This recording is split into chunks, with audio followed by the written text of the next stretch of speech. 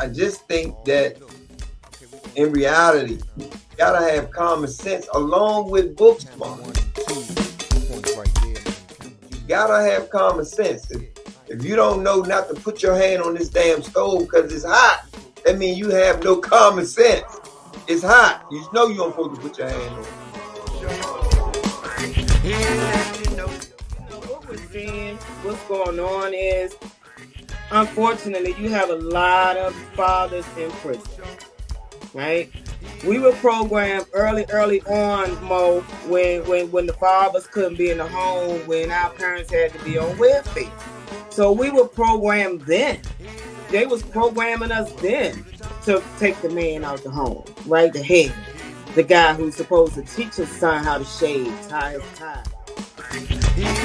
Eye opener. This is for a conversation for with our kids and grandkids. Because we if we pass it to our kids, they should be passing it down to their kids. But they're watching us, so we act out here acting a fool. Guess what's gonna happen? Who they learning from? Where they getting the information from? You know what? This is exactly why the therapists or the counselors, my job becomes harder, because I deal with the men that are being taken, I'll say, addicted to something. Either to sex, they're addicted to sex, they're addicted to drugs, they have miscommunication, they're angry at their fathers for not being in the picture, they're angry at the mothers for what the mothers couldn't provide. And I'm speaking from a mother that came from a marriage. So I was married and the husband left.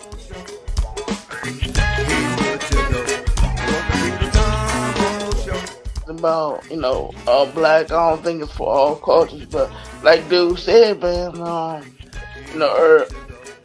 women want the bad boy. They attracted to them. They're not attracted to the nerds or anything like that, because they made fun of them in high school. They had their own businesses, or they come up with new inventions, and then they probably think later on, I should have talked to him or something like that. But it's that's what they like, because they said in these rap videos, they said in the movie. So it's all. Like, I don't feel like police being in the area is the answer because of the tension. There's already problems. Like, if I see you, the first thing in my mind is to run, hide. They gonna search me, gun me down, Trayvon. I don't think that that's the answer. But Okay. Molly Moho. Appreciate all y'all for tuning in as always. They got it a lot better than we had it growing up. We literally had to wait on daddy or mommy to hand us money or food stamps to go to the store. Now, and they can be all the way at work and say, "Mom, hungry, I need more money." Cash out right to your car and you good. So it's different times. So.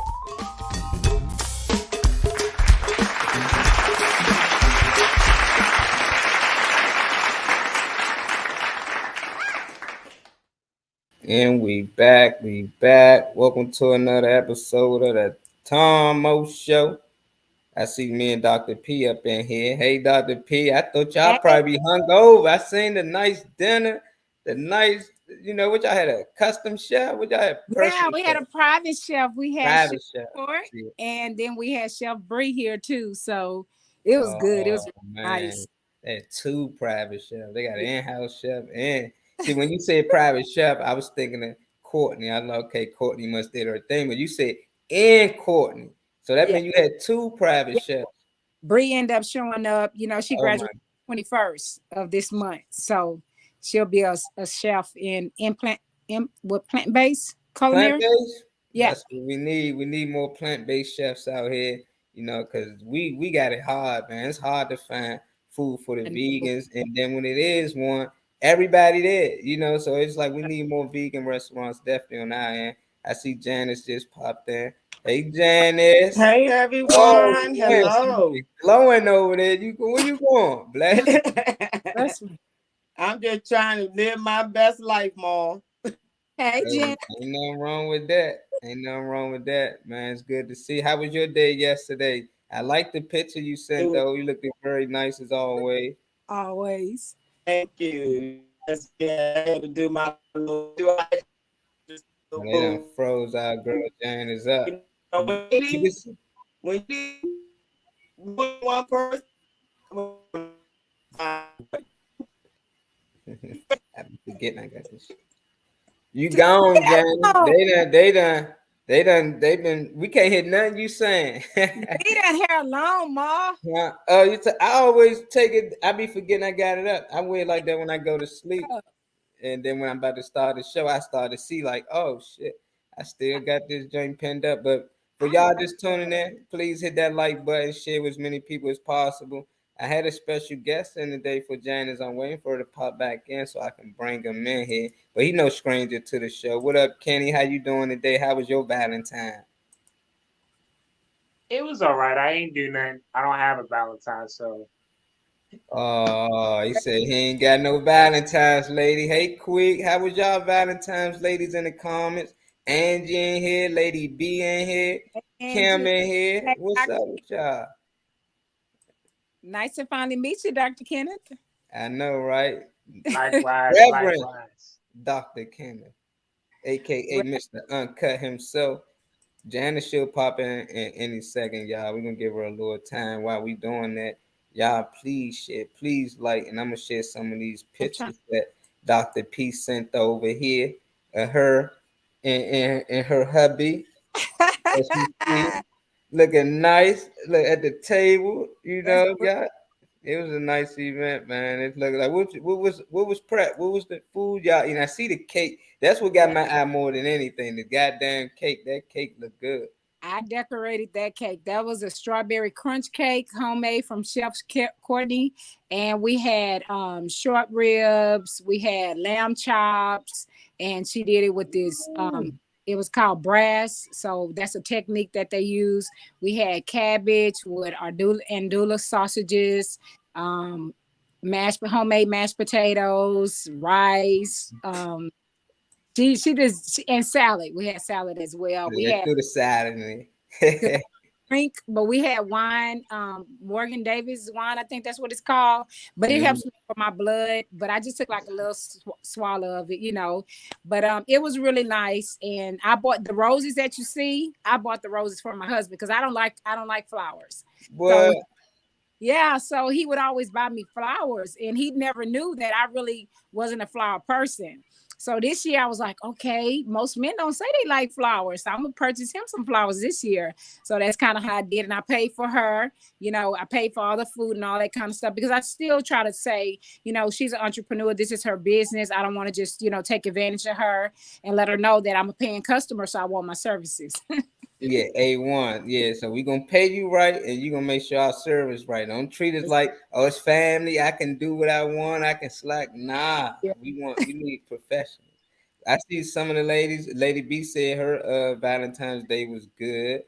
And congrats, Lady B. I heard, you got some good news. I'm gonna let you tell it to the people. We need you to come on one day and let us know the good news. I'm just happy, the progress that you actually, showing out here after all you've been through, man. I spent it with my daughter and made them feel special. Okay, got the baby girls out there. Quick, Thank quick. you, Angie. Angie said, looking gorgeous, Dr. P. Me and my daughter had lollipop, lamb chops, broccoli, cheese, lobster tail. God dang, they stuffed potatoes, chocolate covered in strawberries. Oh man, her little boyfriend gonna have problems when she get older. Man, my mother normally do it like this. That's gonna be funny. Janice, I don't know what's going on with Janice on that end. This was my baby girl on Valentine's Day, Oh, and my niece, Kenzaya, my daughter's on my left. The shorter one is my daughter. She yeah. 13, I and seen a picture of yeah, her. that's my Yeah, niece. that's he's talking about a young adult. Both of them, your granddaughter, my granddaughter, your granddaughter entering high school, right? Next year. Well, this Yeah, up. yeah. I'm not Woo! ready. I'm Which not ready. I am not ready. I'm waiting for Janice popped in. She had a nice picture from yesterday as well. Looking gorgeous as always with the rose in the mouth. White oh rose at that. Looking up. You see her. Janice had the model before or something. She gotta let us in on the secret. They is hating on you, Jay. We can't see you, but you frozen. You on the screen like this. Looking beautiful though.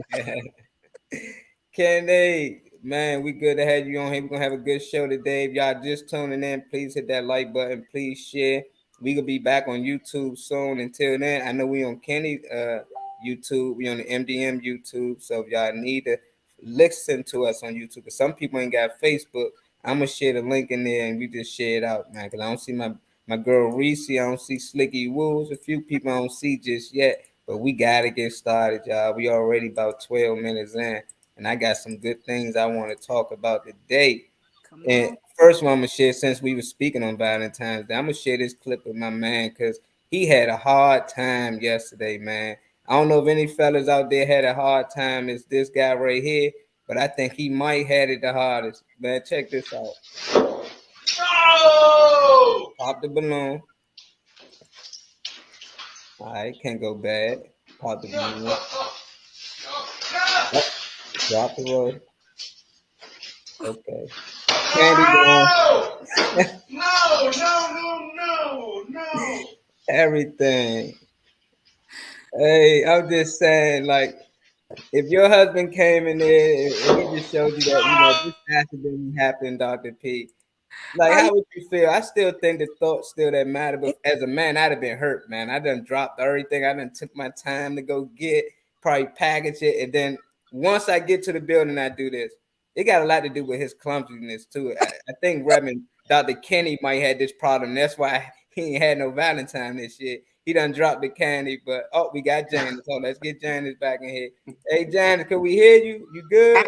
I don't know what's going on over here. Oh man, we've been trying to get you on here. You sound good now, though. I think you're gonna be good from here on out. But we was asking how was your Valentine's Day. We didn't hear a word you said. Oh A word. wow.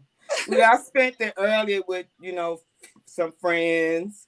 Had a nice evening. So I mean, it's nothing to talk about. It was just a beautiful day, a love day. But every day should be love day. So I don't trip over that. So Yeah, I shared the people your picture, looking like a model right here, looking up. I said, okay, nice capture right there as always. You be killing it with them hats too. I need to I love hats. give me some Yeah, Michael Jackson joints like that, man. Got a bunch of flowers, dinner. Basic. Nothing real special.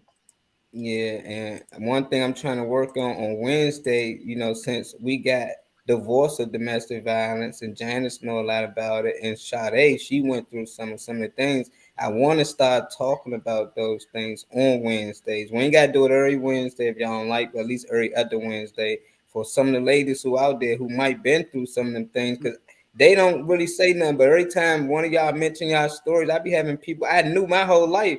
Like, oh my God, I heard her story and I can relate, like you can relate. And they telling me somebody touched them. I'm like, why you never told me? They just wasn't comfortable just coming out, but hearing y'all speak on it, other people speaking on it, they willing to speak on it now. So I'm like, man, this something we need to speak on a lot. I'm with it. Okay, yeah, we with it. I don't know if any other ladies want to come in and join the conversation on Wednesdays at 1. Let us know and we'll let y'all along, And this the first clip for the day, y'all. Let us know how y'all feel. A parent angry as hell. Her 6-year-old was sexually assaulted on the school bus for months before actually being notified. Allegations, Maya. Yeah, these allegations are so disturbing, and the mother says she believes it's gone on for several months, but it wasn't until her son lost his backpack last week and she called here at the transportation department to get to the bottom of this missing backpack that everything came out into the open. Latoya Stormy Monroe is devastated. She says she had no idea that her 6-year-old son was being sexually assaulted on the school bus. I feel like as a parent, I failed my child. It hurts. I didn't protect him.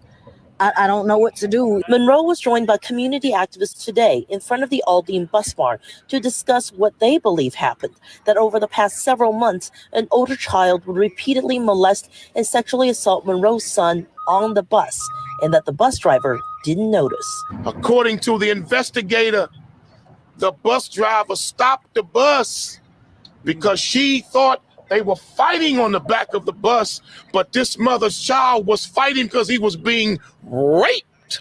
Monroe says everything came to light last Tuesday when efforts to track down her son's missing backpack led school officials to look at surveillance video on the bus. Then she got a call. I get to the school and I find out that my son was sexually assaulted. Days of questioning, days of talking to my child, the details became more and more graphic each and every time. Since then, her son has been treated at the hospital and they've spoken to investigators. In a statement, the district says in part, an investigation by Aldine ISD police and district officials immediately began on Wednesday, February 1st. CPS was notified. Once the investigation has concluded, appropriate action will be taken based on investigation findings. Meanwhile, Monroe says her son doesn't even fully understand what happened. He's not really at his age understanding the magnitude. He actually really stated that why couldn't this kid be given a second chance? If God gives second chances, why couldn't the perpetrator? Allegations, Maya. What's up, everybody? This is Big Tony of the legendary Trouble Phone, and you're tuned in to the Tom Mo Show. Let's get it.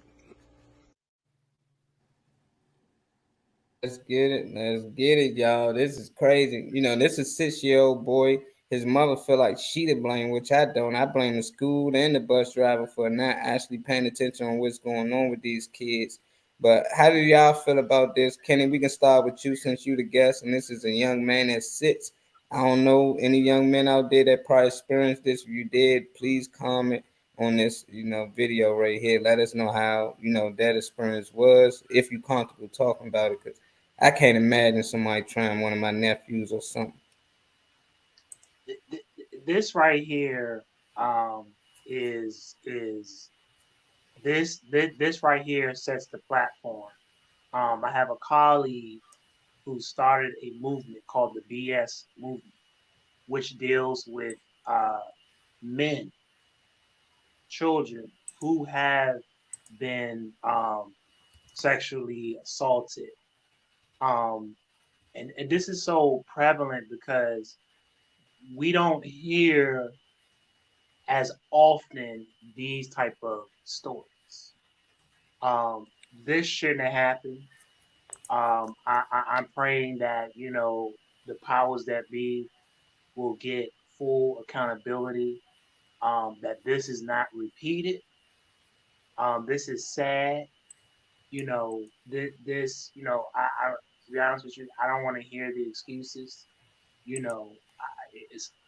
I'm hoping, it is my prayer, that the powers that be will do their due diligence to correct this matter and make sure that justice prevails. This should not happen. I'm a little bit conflicted because, like she said, her son. It's a messed up situation because he's not even fully. I mean, he's aware, but not fully aware of what fully tremendously happened. Because, like she said, he's asking why doesn't he get a second chance, and things as such. So this is heartbreaking. This is heartbreaking.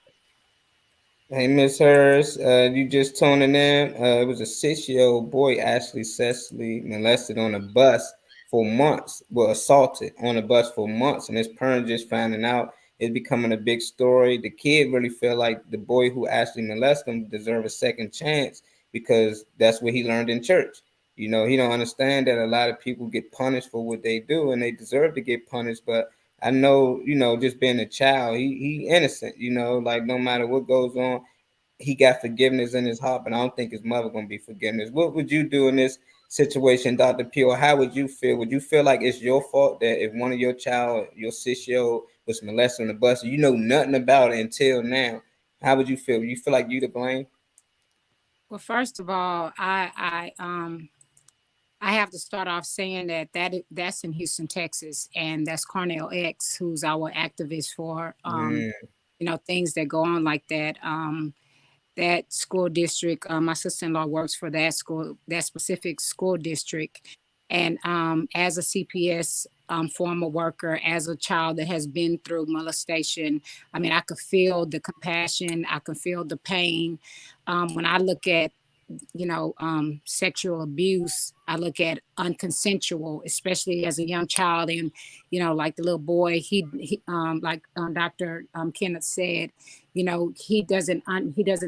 fully not aware of the understanding that that is a crime that was committed against him. Because even myself at 4 years old, I didn't know when I finally went to see a psychiatrist that I kept telling the psychiatrist that I knew better, that I knew what was going on. And he had to make me look in the perspective of my young daughters and said, if your 3-year-old came to you and said somebody touched you, who fault is it? And I was like, he said, would it be hers? And I say, no, she don't know what's going on. And he had to explain it to me to get my mind to understand that that wasn't, right. So I definitely understand if I was a mother that got that information, which I'm not going to share the story, but I do have information. I've been in her shoes before. And to get that, all you want to do is take revenge. You're so hurt. You feel just like what she said. I failed my child.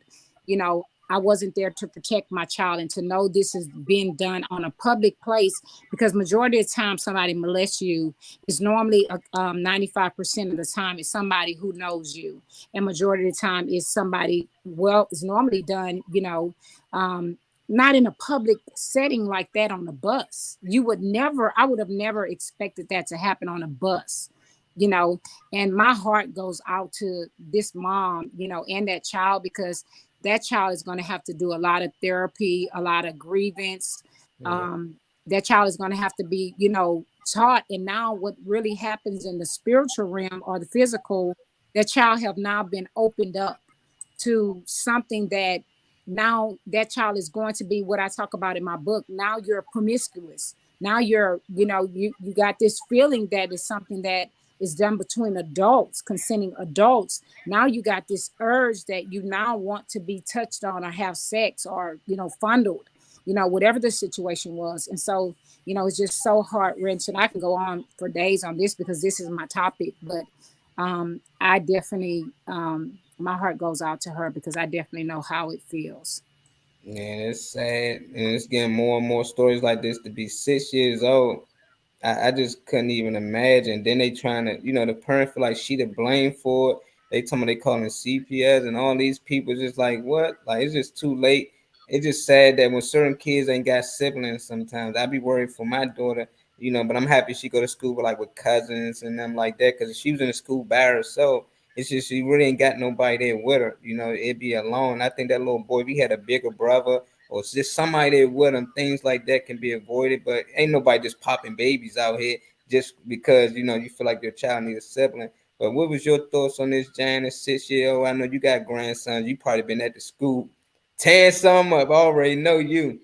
I will have a charge right now. Y'all will see me on the news. Yeah. But this is so disturbing, right? That you got a bus driver. You're supposed to be able to know what's going on this bus at all times. Disturbing. It's so sad. Yes, Earlene, tragic. And it's so sad because, like you said, Dr. P, as this child started trying to process what happened, what he's now feeling as a result of being touched in those inappropriate ways, right? It breaks down his mental health. And I'm prayerful that the mother keeps it, put this baby in therapy, keep him there, because he's going to need it so he can get things in the right order. Yeah. And I'm hopeful that a male is surrounded by this young king so he can also understand that it was wrong.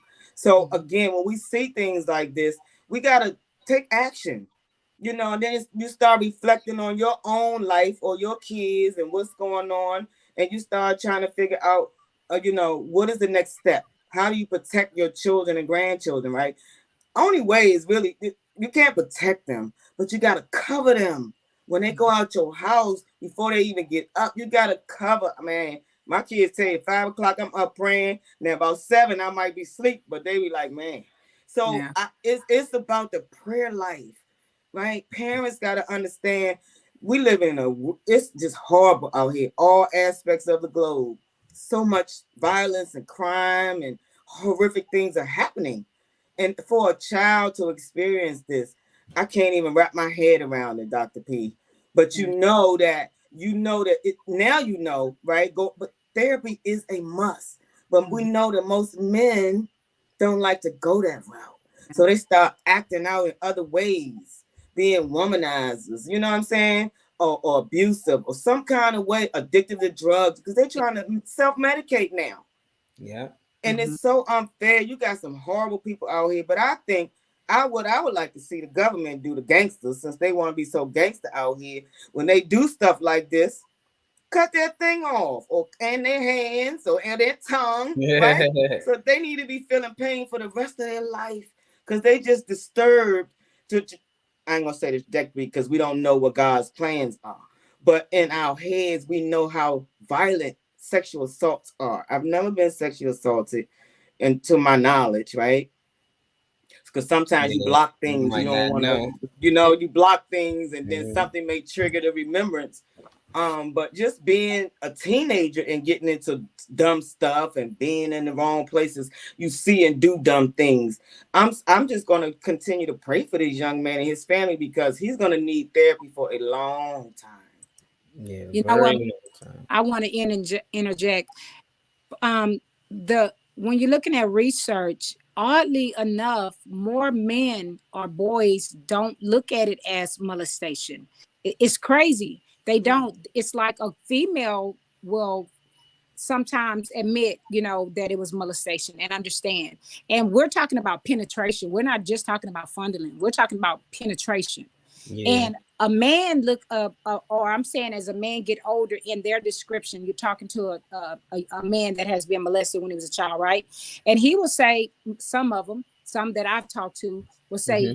they wasn't molested. They feel like if a woman touched me, I'm because I don't know if it was a boy or a girl with this young man, but they feel like if a woman touched me or a girl touched me, it's like I get a brownie point. I don't feel like it's molestation. You know what I'm saying? And then I'm looking crazy like, wait a minute, no, that is molestation. If you're a young age, that is not sexual. You probably consented because you're young, but under the legal age limit, it's not, consensual.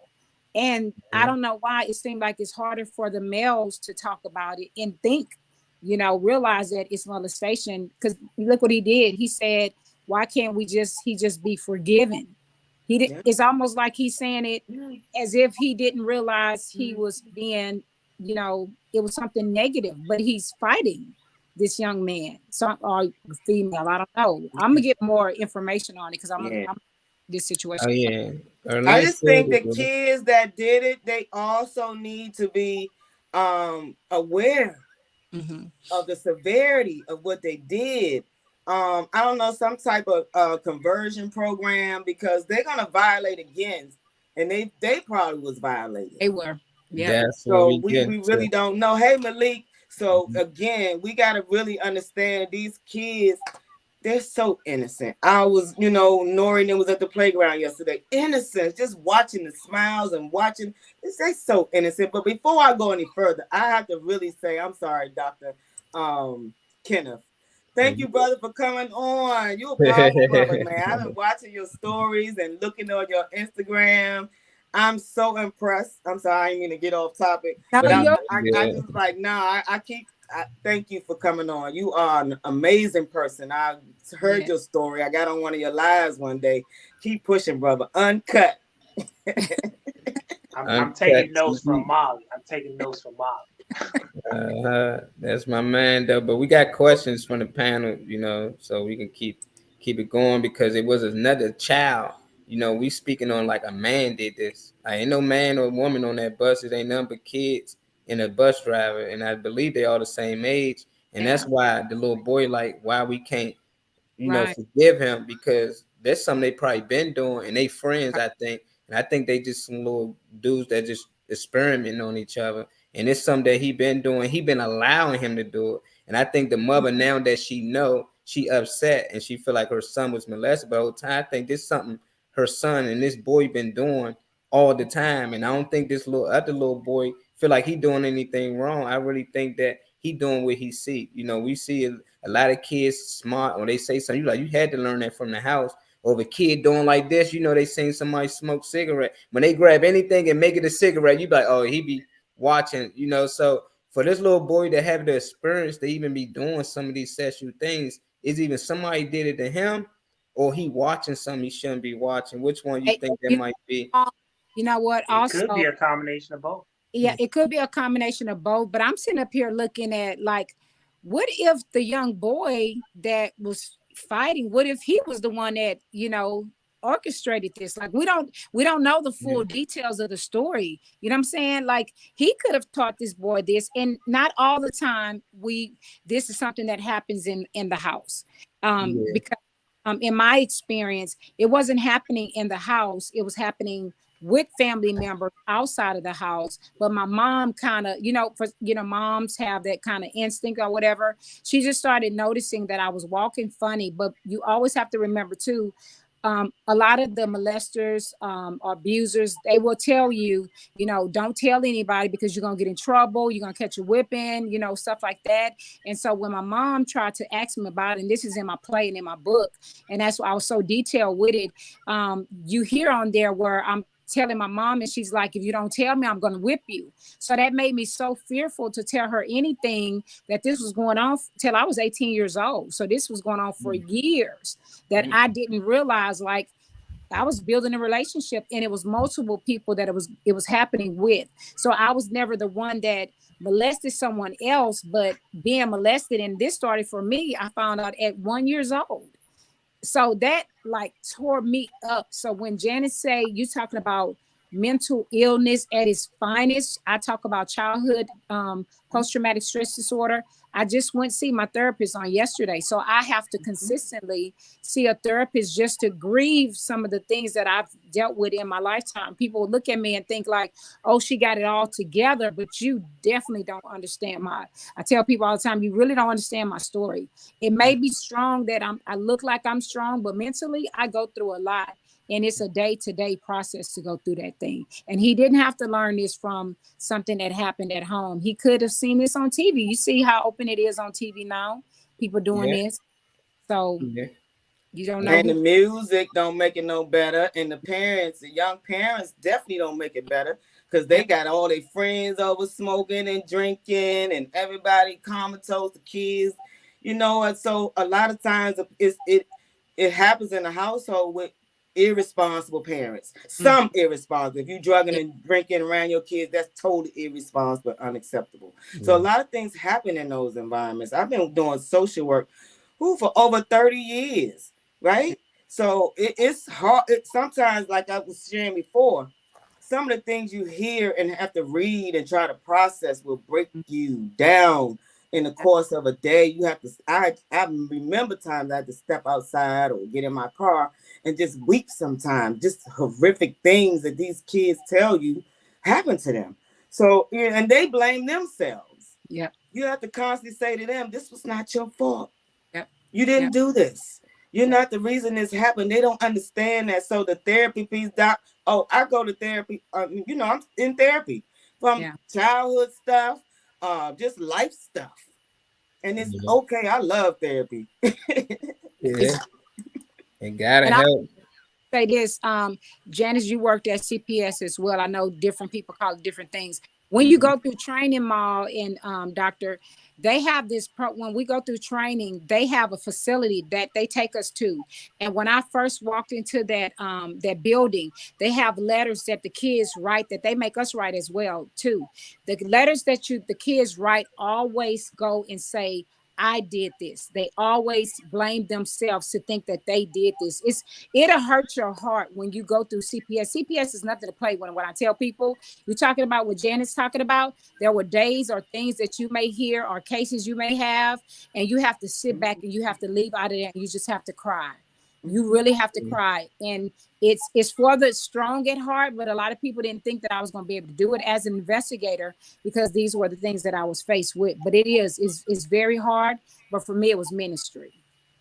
I can concur with you, Dr. Purpose, because I did my internship.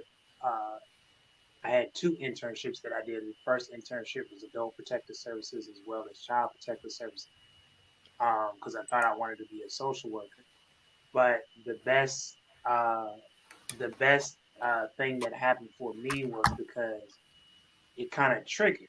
it Mm-hmm. kind of triggered some of the things that I had been through, myself. So I had to like, I was like, I can't necessarily, this not the path I need to go right now, because that healing, I say all the time, mental health is wealth. Mm-hmm. Sometimes we don't recognize the the the the pain or the Yeah. trauma Yeah. in which that we uh, experience, right? And so then, of course, as you know how they say triggers. Mm-hmm. So wholeheartedly, I concur with you, because I'm seeing some stuff too. I'm seeing some, well, stuff that I went on my internship. I literally got up out of my desk and literally had to walk out the door, because it was like almost like the same situation that transpired. It's like I was reliving the very same thing that happened to me. That Getting that mental health, getting that therapy, it is solely critical. I keep mental health support services on me, therapists all the time, all black, all the time, because it's needed. It's needed. Yeah. And it's needed even in the juncture of the church. Correct. Correct. It's needed in the juncture of the church, because we, I, I spoke yesterday. You can't put the Bible on trauma. You can't just put a praise on trauma. You can't. Oh, give it to God. No, you can give stuff to God, but God works through physical vessels. And Mm-hmm. so that getting that mental health. Of course, it took me being hard headed to get it, because again, men, we're not taught how to articulate our emotions. Right. Yeah. We're not, it's tough it up. Men don't cry. Men don't do this. Da da da da da. You get hurt. You get up and you move on. Not realizing that, like, it used to get me a couple of times, even when I used to work with Head Start. I used to see fathers like, you hit a child in the chest and you tell them, don't cry. What do you mean? You just smashed them in the chest. You know what I'm saying? So this is, you know, we are not recognizing the importance of that, providing that proper aid, providing that mental health, providing that therapy is needed. I say it like this: I thank God that I went to therapy, because I wouldn't be the person that I am today. Yes. I never been to therapy before, really, but I was trying to become a therapist, and I had to take a lot of classes and stuff that helped me to really understand not other people, but mostly me. And I just took up a lot of things because it's like the more I learned about therapy, the more I felt like, oh, I should feel this certain way, because my parents grew up on crack or was on drugs. But before I started reading, and they was telling me this how they feel because they parents grew up and they grew up in a household. So it just always dawned on me. It's like when a kid fall, you try to encourage them, don't cry, like be tough. But you got a kid that just always fall, he know to cry. He already programmed every time he fall. I was programmed to ignore a lot of these things, and I just think a lot of kids they really hold on to this because they had somebody there to tell them like, no, you was molested. I was 11 years old when I first had sex. And I was happy. I thought I was going around like, man, and the girl was a lot older than me. So I just think like, if you don't know, you don't know. And I wanted to do it. Like I didn't like most girls, they don't want to do it. They don't even like the guy who's trying to rape them. So I'd be like, it is just a difference when it comes to that for me, from my experience. But when I got older, I hear other men saying like I was molested at 12, 13 by this older woman, this and this. And that's true. It could be true, at the end of the day, because they might didn't had no interest in that woman. But let it have been a girl that they like or they had interest. I want to know how would it still felt the same. For my mother though, she like hell yeah. At the time, like yeah, if that girl way older than you, ain't no way she should be taking advantage of you. So I think it just like most people, you told how you should feel after certain things happen. Until somebody told me I was molested, I never thought I was molested.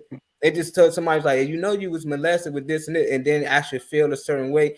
I ain't know I should feel a certain way because I lost Laquita in here. She grew up in my neighborhood. I probably lost over 30 some friends. I know one year I was like 25 and I was counting all my buddies that got killed. And it was more than 25. So I was trying to get to an age when I'm older than actually the friends that I lost. And every year it's another two, another three. And it's still high. I'm only 34 now, and I still lost more friends than I actually been on earth. So it's just like a lot of people I hear when they lose like one person, two people, it just be like they whole life they in therapy, they doing all this, but we already been programmed in mostly my family and in the neighborhood that these things happen. And when these things happen, you continue to live on. You live for these people. You know, I don't really get in this state of mind like, oh, I should be down. I ain't take a day off since my mother died.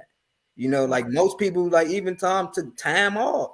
A long time. I don't even know how much time people take time because they need that time. But with me, I know I just feel like this how I cope with it. This how I program to cope with it. I gotta still talk to people and I gotta live for them. I can't sit around be sad and things like that because I know if they was alive, they wouldn't want that. So it just seemed like most people taught how you should feel when you go through certain things because that's how they felt when they went through it. You know, instead of trying to help somebody get through that and continue to live on. But if you continue to look back and say, oh, this happened to me when I was 3, you know, this why I do this and this why I do that. Like, what age do we get to when we can stop blaming childhood trauma? That's what I want to know. You know, I'm 34 now, and if I went through something at 5 and I'm still saying then I definitely need to go get therapy and get help. I want to know how long do it take for a person to get over childhood trauma because they've been in their 60s, 70s and still haven't dealt with it, and that's on them or that's just on society. I No, don't know. It varies. It it's varies. really true. All us was like, Yeah, I know, right? When you just said, Maul, you just said my coping mechanism. That's what we do. We suppress things so we don't want to deal with it. So a lot of times, you like when I lost my brothers, we lost my brothers back to back, and my sister, I grieved. I grieved. My husband would let me come up in here. I would, I had my days. My sister had always had a house full of people, so she never had that time just to stop doing it. She went back to work. I did da. It finally hit her when she moved into her own house by herself. So when one of my siblings' birthday turned up, she was like, sis, why am I having a hard time today? I normally take this good. Like, I'm okay.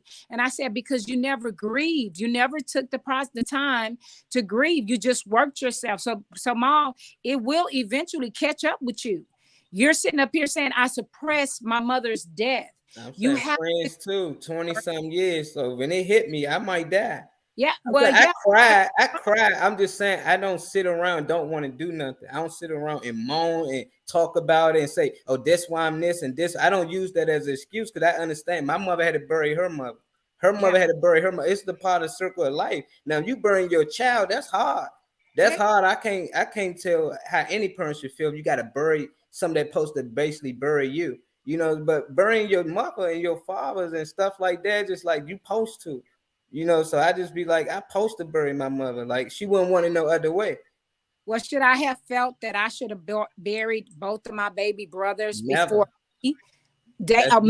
year Yeah. apart from each other? It was like I didn't even have time to finish grieving from the loss of the first one, which was tragic. Then the next year, the second one dies a year and 9 days apart. Like that almost took me out because I had never lost a sibling, and it's really still hard when people say, oh, do you have any other siblings? And we'll say me and my sister, and then it'll hit us, like Janet said, a trigger. It'll be like, oh shoot, oh my God, I forgot Anthony and Chris died. Mhm. And then it bring up those raw emotions, and then you start back, going through the grieving process. So grief can be for the rest of your life. Some traumatic experiences we have, you may deal with that experience for the rest of your life.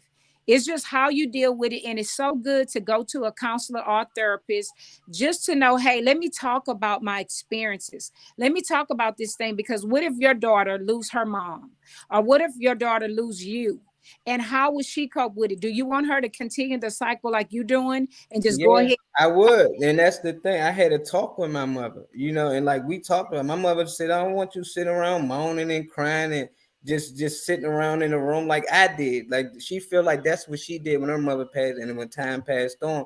she eventually got over, but she didn't want it. You know, she was like, that ain't something I want. But if I do it, she didn't mind it. She understand why. But she wanted me to be strong. She's like, I need you to look out for your sisters and them, because she know they gonna go through it. My sister Kenzie, ain't no telling her like, nah, hold in your, nah, she gonna go through it. So you gotta be there for them. You gotta be strong for the rest of them. So it's like, who is that brick? You know, like who is gonna be the one that stands strong for the, if everybody just sad, you know, just like I look at animals too. Some animals get hunted down, killed, and right in front of them, they kids get eaten right in front of them by a lion, and they got to continue to live on. It ain't that they not hurt, but you understand that life goes on. I can still be hurt and I can still cry from time to time, but at the same time, I got to still get up. I got to still do the show. I got to still do my job. I got to still be a father. I can't take my time off of being a father because my mother died. My daughter still need things. You know, my sister kids and them still need things. So when people sit around, they getting this like this space where they just don't want to be bothering it. It's like, nah, it's gonna take other people be around you. I think from my standpoint, that would help me talking to y'all, talking to my family, still interacting with my friends. It ain't gonna be the same, but that helps me. But some people, they just shield themselves out. I don't know if that's the case with you, Janice. What do you do when you go through grief? You know, that's something you just shield yourself away from a lot of people. You know, I used to isolate, right? Because I didn't like to show my emotions, especially around my kids. But, you know, just going to therapy, what I got was the tools. You know, we always hear about you need something in your toolbox, right? The Yeah. toolbox are the techniques to get through certain emotions, because you can be an emotional wreck.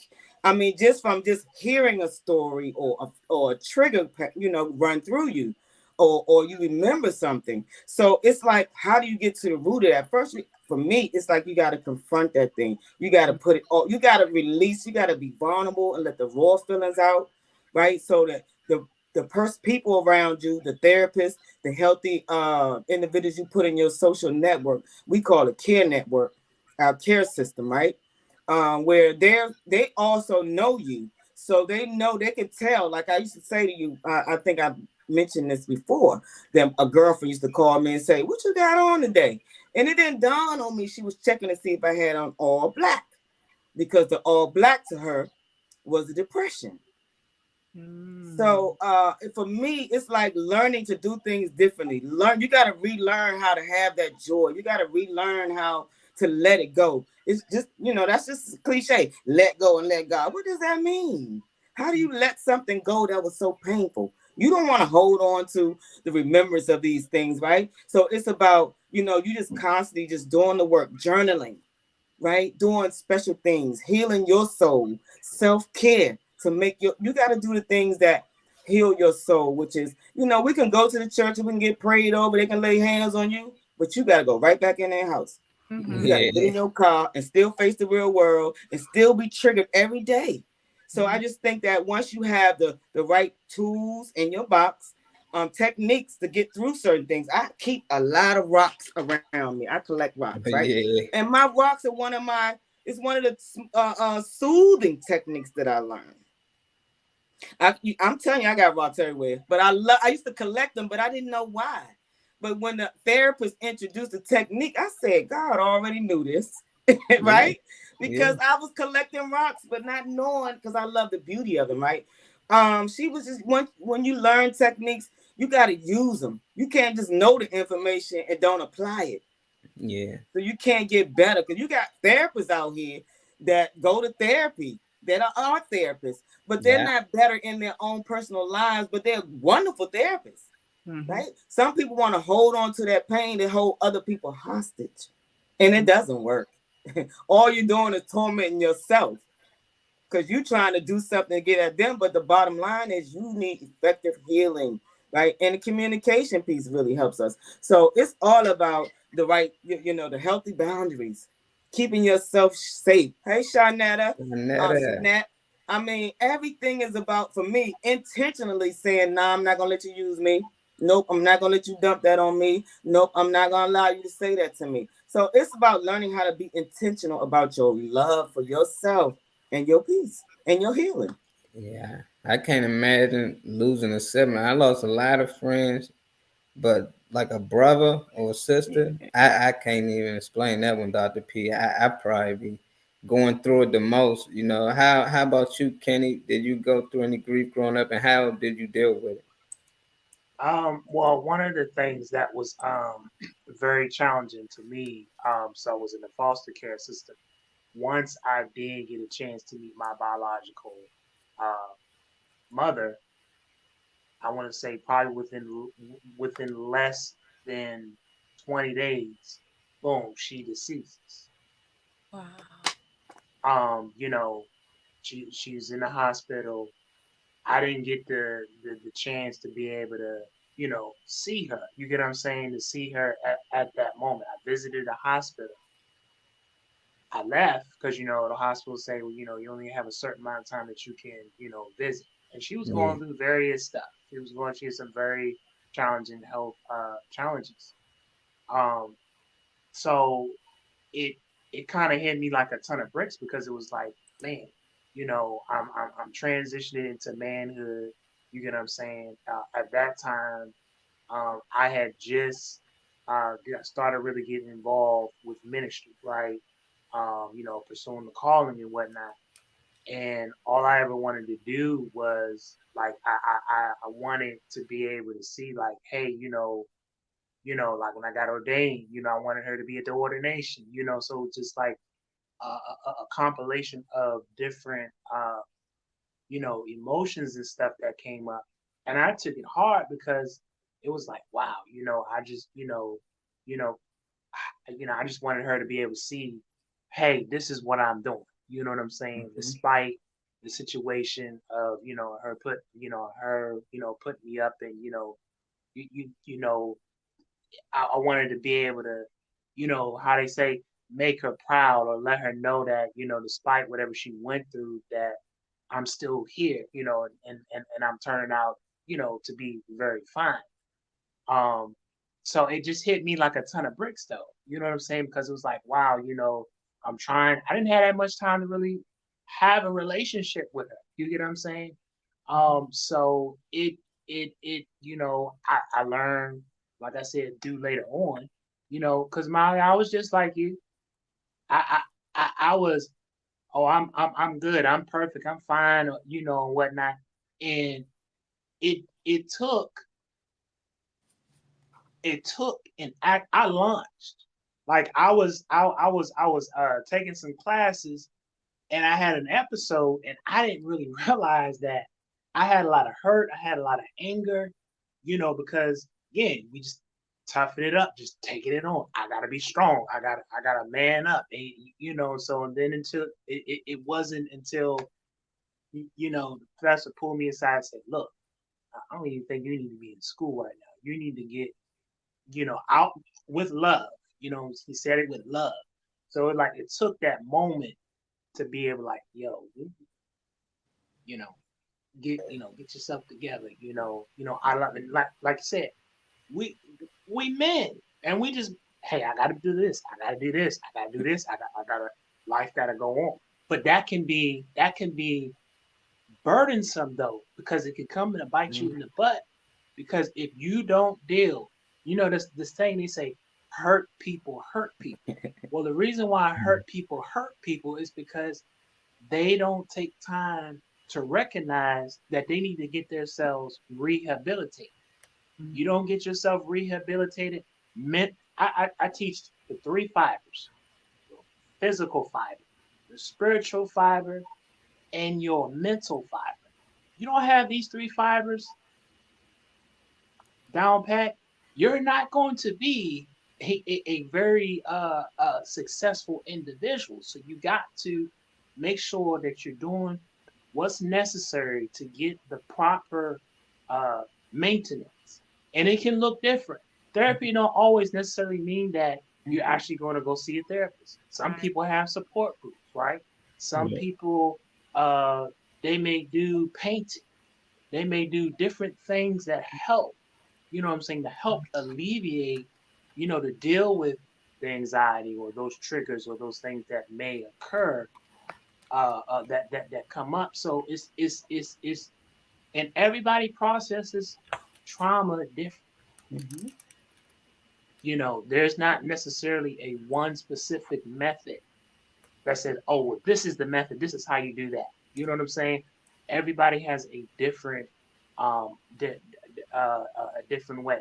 I use production. I didn't want to talk.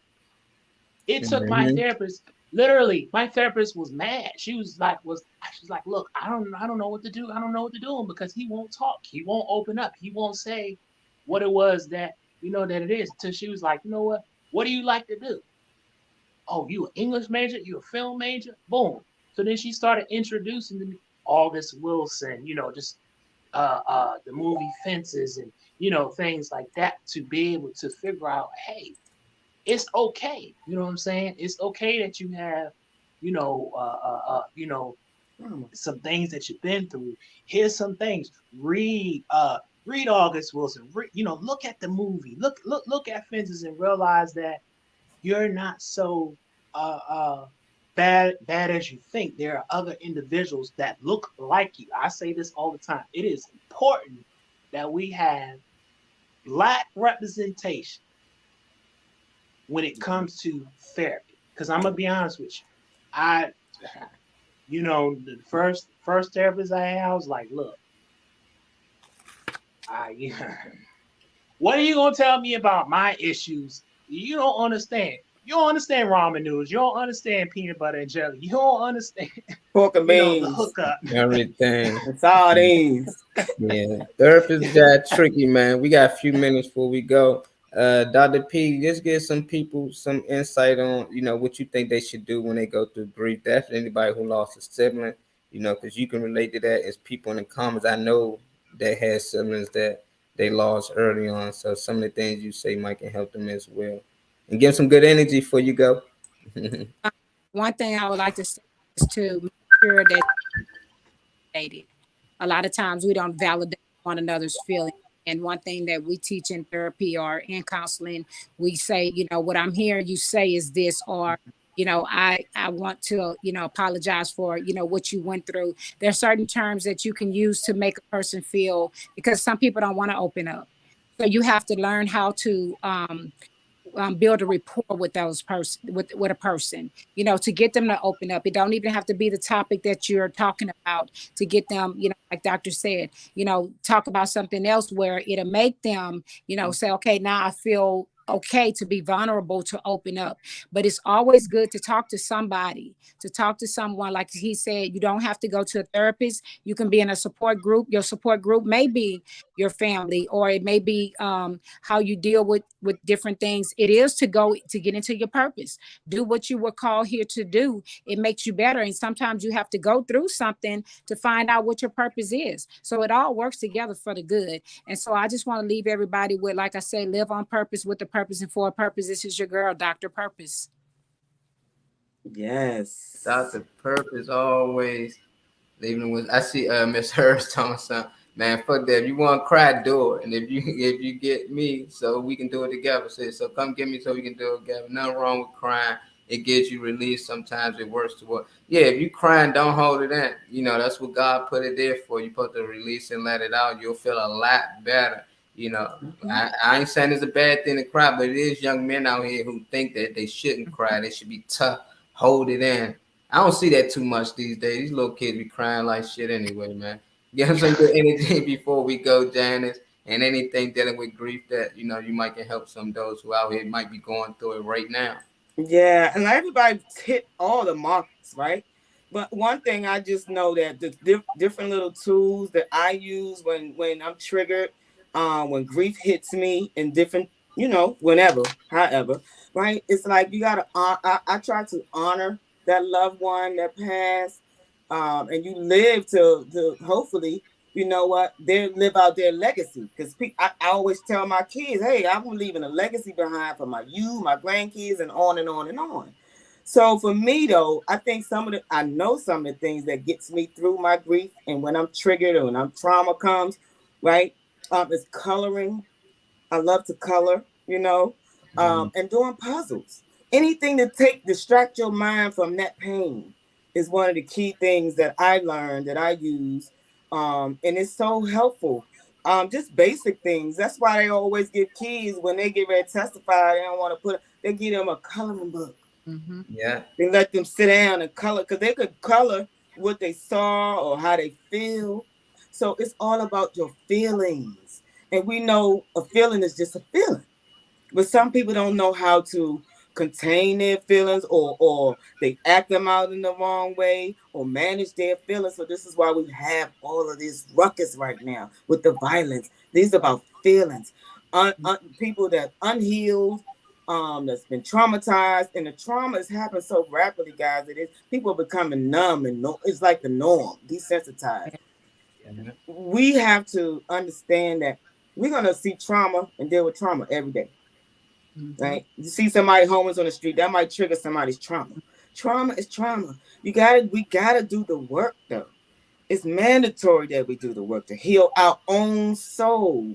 So if I'm gonna hurt you, and it's just gonna be a continuous cycle. And I saw that in my parenting. So it's about healing that trauma. That whatever the situation is for me, the honesty, and sometimes confronting the abuser, right? Come on, come on. That's the hardest part, because then they act like, I don't know what you're talking about. I didn't do that. I don't remember that. And Yeah. it makes you spiral somewhat, because you're like, but anyway, I'll go on and on, right? But it's about self-care. It's about self-love, and it's definitely about self-awareness. You got to know who you are. You got to know what you like, what you don't like, because people will, look, people will use you as a rag doll, puppet. If you can't stand your own ground and know who you are, know your worth. I saw you say something in our text. Self-worth. Valentine's Day is self-love day or something like that, Dr. P. I, But it was so profound. I was like, value, because that's what we should be valuing. The individual, human souls. And the church, man, we gotta get it right in churches, because we see too much on these same blocks with a million churches and nothing is done. It's right. They stand right on the church property and sell drugs and smoke drugs. Come on. Right?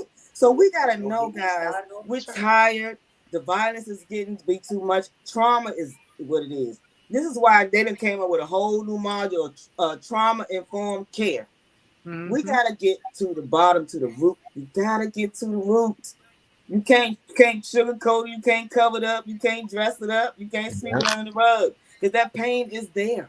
So take the time to love on yourself, heal yourself, and definitely create a care team around you. But self-love, guys, y'all know I love me. And I Mhm. love people. I love helping. I love what God has done in my life, because y'all really, man, my story deep. And I've dealt with domestic violence. But the bottom line is, with these young kids getting assaulted and think it's okay, these are mind games. They don't know no better. So as adults, we have to lay the foundation for them. And as I always say, that self-care is giving the world the best of you instead of what's left of you. Yes, Kenny. Man, we had a great show. I can listen to Janice all day, man. When she be ramping, you and Dr. P, once y'all get to going, man, I it's know. about to start the show, y'all. I mean, I know some of y'all got in here late, Shawnette, and we definitely would love for you to come back on. We ain't see you in a while. Y'all trying to get y'all natural. Anything, even with the sea moss, like I said, she got it, man. Anything you need. I need something right now for my toothache and my egg. I think I got some. My tooth feeling better. But Kenny, man, appreciate you coming on. Give these people some good energy before you go. And any advice you got when it come to grief. Don't not too long though, because I know you doc. You can I got you. I got you. I'll be done by 2:05. It's 2:04.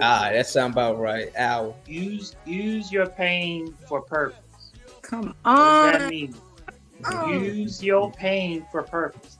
That is, you begin to share your story with other people. Don't be ashamed about what you've been through. Use your story to help bring healing to somebody else. And remember, find your tribe. Your tribe is your support team, your support group, or whomever that you see fit. Remember, we all we got, we all we need. Each one, reach one, each one, help them. Yes. Man, Awesome. Yes. I gotta come up with a slogan. All Tell y'all got slogans and shit. this. It's They what we all live every day. every day. I'm trying to live every month, every year, as long as I can. But I look at it, y'all. The goal is to live, and the goal is to die. At the end of the day, everything lives and die. So one thing we shouldn't fear is death. I think a lot of people fear death, and it comes from seeing their loved ones pass away or a friend pass away, knowing that this could have been me or this could be me at any time. So yeah, that is the case. You can die tomorrow. So don't sit around just thinking about this and thinking about that. I ain't saying ain't nothing wrong with crying. You're gonna cry, you're gonna be hurt, but eventually keep living on. Live on for those people you crying about. Just think about them when you get up in the morning. What would they be doing? They would love to get up right now. They would love to be able to go to work, see their loved ones that they can't see. So I try to take advantage of all the things I can do now that my mother no longer can do. And I try to do some of the things that she never had the chance to do. My mother was scared to get on planes, get on boats, so I get on all of them. Whatever, cruise, we going on a cruise. My mother was scared to death of the water. So I'm experiencing a lot of the things that I know she was feared. And that had a lot to do with TV. That had a lot to do with the books that she read. And that's why I be a little skeptical on taking on other people's stories unless I can relate to them. If I can't relate to them, I would say, Dr. P, tell them your story. Janice, tell them your story. Kenny, because people can relate to y'all story. But at the same time, a lot of people can't relate to my story. So I wouldn't really understand. I wouldn't really, think they will understand some of the things that I feel or how I feel or how I feel about religion or anything because I live my life for me, and people just gonna constantly call. Let me end this show. They blowing me up for this C-Mall. Shanetta, I'm gonna need your help, man. I keep running out, but I ain't gonna hold y'all too long. Y'all know the slogan. Dr. P, you wanna try it again? Or you want me to go? If She no said one she might know it. love you, remember we do. From this time to the next. Did I say it right? She almost got it. If ain't nobody tell you love you today, just know Today. that we do. From this time to the next time, Peace. we up out of here. We love y'all. Love Thank y'all. you, Doc. Oh my God. I gotta reach out to you, man. It's so much that we could talk about me and Dr. B all day. Yep. All day. But That's you why doing the I work, come on. brother. You doing the work, and I'm so impressed. God bless you. Congratulations, Pastor, Reverend. I know, doctor, a little bit of everything. Hey, y'all follow the page if y'all just getting on here. Subscribe to the channel. We actually live on Dr. Kenny's page as well, Dr. P page. Janice, we got to set you up. I know it was your birthday weekend, so I never got a chance to get to you. So all us live on our individual page, and we still on the Tom Mo Show page. So whichever channel y'all watching it on, just make sure y'all go hit that like button, share, and subscribe. And we love y'all. We'll catch y'all tomorrow. Janice, give us the roll call. I know we had a Wow, we lot had of a people house today, Mom. We had Malik Bay. We had Bernice, Big D, Laquita, Angie, Earlene, Mimi came through here. Tomo was on here.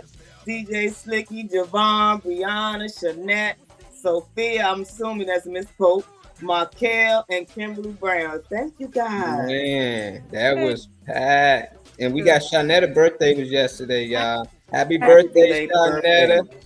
Shanetta. Is she the hood doctor? Yeah, Okay.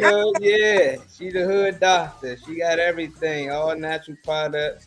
Shanetta, put your info in the comments so if anybody need anything, definitely to reach out to me. If not, just hit the link or hit her page and add her. Because whatever you need, she got it. And I'm talking about all natural products. You ain't gotta get that medicine over the counter that for the headache, toothache, stomach ache. It don't matter. She got it. So yeah, definitely reach out and support her, y'all. Love y'all, man. I see y'all in the back room. We up out Yes. of here. Bye bye. Yes.